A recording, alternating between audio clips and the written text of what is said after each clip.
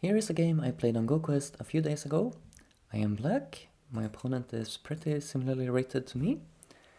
We had this opening, which you may recall actually had the same one in the video I made recently called Losing a Finished Game. In that one, I as black played this one, got to this position, and when reviewing that game I found out that this move is a bit stronger for black, so I remember that, thankfully, this game, and played this one. But white didn't honey here as expected, but wedged. So again, I'm out of prep, but I think this should be okay for black. I just Atari and connect here. White pushes once and then invades on the left side. And now I think it will be pretty unpleasant for me to allow white to peep on d4, so I just played this very solid move here. It's maybe a little bit passive, but I thought this should be an okay game for me. White has two groups to worry about that I can play center moves against. So white jumps, I go down here, white extends into the corner. Now, it didn't immediately occur to me that white is threatening to connect on e8, so I just go down here on c4. And at this moment I think, oh, maybe now white would be able to play e8 here. And this it's very complicated whether this is working or not. So this time it would not immediately work because black can attach here and go out here, and this capturing race is actually good for black, but only just barely. So at this time it seems like black is winning, but white has this Tesuji to cut, and if black just tries to Atari and here, now white is winning because black cannot immediately play a6. So black has to find this Tesuji here, and now black is winning again. White may connect, and black can, let's see, just go down here. Black is now threatening a9, so white kind of has to take a liberty on d9. Black can push down here, and I just take this stone. And now if white connects e9, black can throw in a stone here to gain liberties. Now white cannot immediately play c9, and black is in time to win this.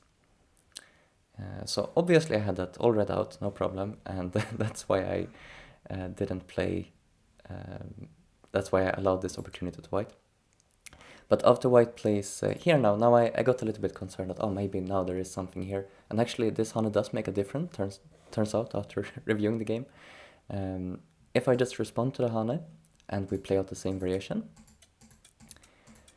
then black no longer has that same option. Now with this exchange already on the board, white is just winning this. Black cannot play a6 here, so white is winning. Even at this point it's a bit complicated because white has to make sure not to play this one, because now it would again be possible for black to go down here, or black could push here first if they want, go down like this. And now again, because black has the g8 option, black is winning. So it's really razor's edge here. At this time, white has to play this move to win. Okay, any case, that's kind of cool. I think that right now, connection is not working, but with this exchange, connection would be working. So when white plays this, I play here. And now there's no connection because I can just clamp. So at this time, okay, white cannot connect, so white just peeps and connects here. I play this Hane connect. And white needs a move here to keep this from becoming seki or 1000-year ko. If white plays, let's just play a random move on the left, I can play here. And like this, either it can turn into a seki, this would be good for black, or it could turn into a 1000-year ko like this. And this is in practice probably also a seki. In either case, white lost these points, so this is good enough for black. So white adds a move, but white actually adds the wrong move, so to speak. White adds this move, while it would have been better to play this move. You may remember this shape from my video, what was called one shape, 6 difficulty levels, where, so right now it doesn't make a difference, but if black had stones at f9 and f7, then this move would allow a seki to be made. And this move would live with points. So this move is better shape. And we're actually going to see that come into play in this game.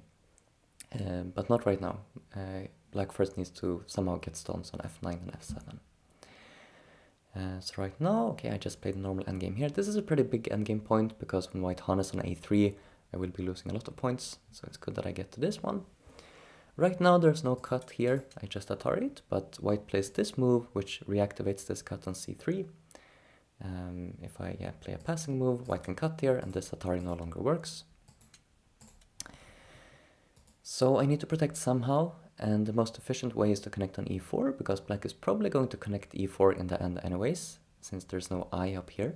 So, it would be a waste to connect here and later also have to connect e4. Better to just immediately connect here.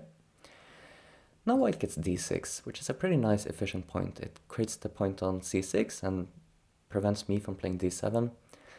So this feels pretty bad. Like, I spent some time reading here, checking if can I maybe get this pushing first, but I didn't feel confident in this one. I'm still not, even after reviewing with Katago, it's a little bit messy, so yeah, I just connected.